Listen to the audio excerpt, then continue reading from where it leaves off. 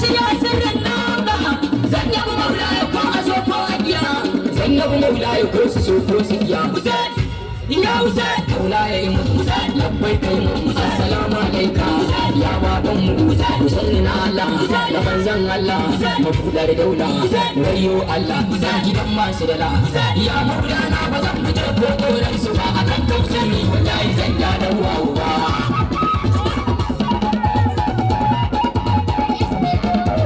Allah kai zan kira a farkon baiti abinda ka saba ya bayyana suki dan maki zan yaba alin baiti ina san alin nubuwa dan jin shiya ya Allah kai salatu ka ga rasulu sa ali har sahaba har da batu sa da sharifai jinin ka ba da jamalu Allah dan san da kake wa mamudu ya Allah sa da shi mutum jadun har bar amadu su da fa'in kirkin mu abubuwan da muke ba mu idan sirrin mu